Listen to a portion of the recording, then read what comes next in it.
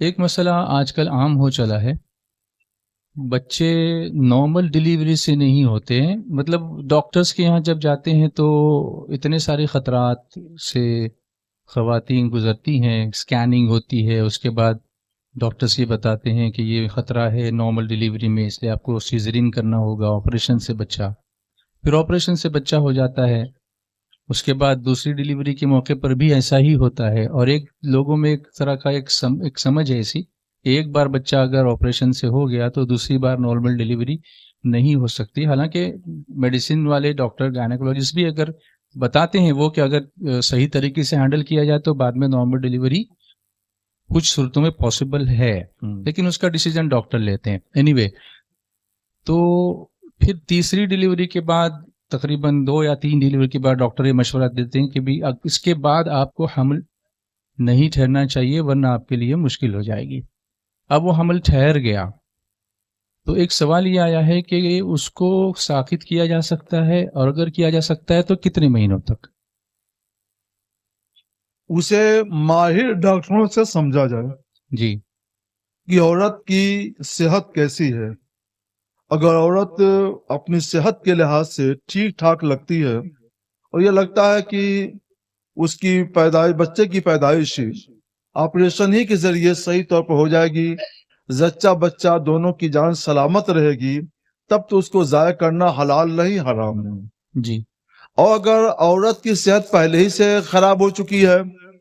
اور صحت کے لحاظ سے یہ ڈر ہے کہ دوا علاج سے بھی اس کو بہت بہتر نہیں بنایا جا سکتا ہے، اور صحیح اندیشہ ہے کہ اب آپریشن کی زحمتوں کو، کلفتوں کو یہ برداشت نہیں کر سکتی ہے، ہو سکتا ہے کہ آپریشن کی وجہ سے اس کی جان چلی جائے، جی تو ایسی صورت میں 1-1.5 مہینے کے اندر اس کو ضائع کرنا چاہیں تو کر سکتے ہیں۔ 1.5 مہینے کے؟ ہاں، 1-1.5 مہینے کے اندر، جبکہ یہ صحیح خطرہ ہو۔ جی یعنی ایک تو یہ کہ چوتھی بار کا حمل ہو،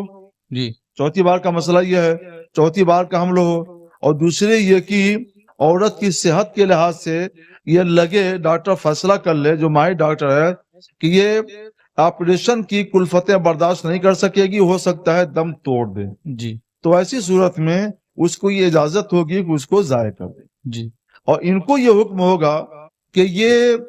جو استقرار حمل سے بچنے کی جدید صورتیں ایجاد ہوئی ہیں میڈیکل میں، جی ان صورتوں کو اپنائیں اور ڈاکٹروں نے جو صلاح دی ہے اس سے بچیں، جی اس سے بچیں۔ ایک جی دوسرے یہ کہ ہم کو جو معلوم ہوا وہ یہ ہے کہ اب عورتیں حمل ٹھہرا اور کچھ دنوں کے بعد ڈاکٹروں کے یہاں صلاح لینے کے لیے چلی جاتی ہیں، اور وہ کچھ نہ کچھ سمجھا بجھا کر دیتے ہیں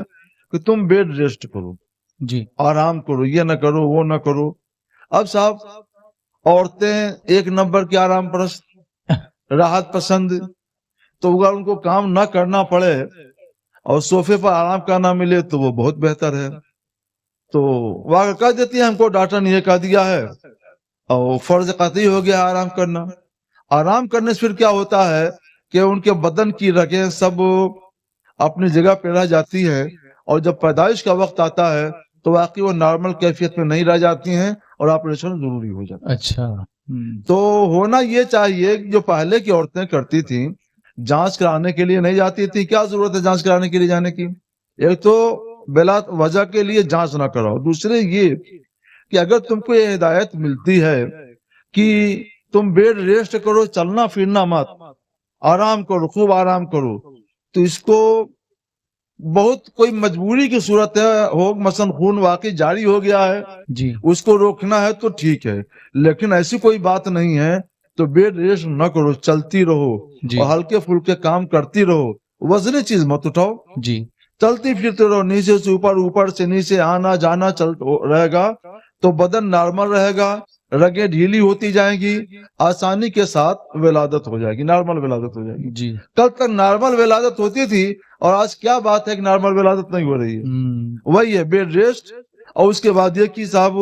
نارمل ولادت نہیں ہو پائے گی، آپریشن ضروری ہے، تو اس کو جو ہے آرام مل گیا اور ان کا بھی کام، ان کو کام مل گیا، جی جی تو دونوں کے جو ہے من پسند چیز ہو گئی، تو اس سے بچا جائے۔ ان کو بھی چاہیے کہ صحیح مشورہ دیں اور صرف اپنی روزی روٹی پر طرف نہ دیکھیں، روزی دینے والا اللہ تعالیٰ ہے۔ سبحان اللہ۔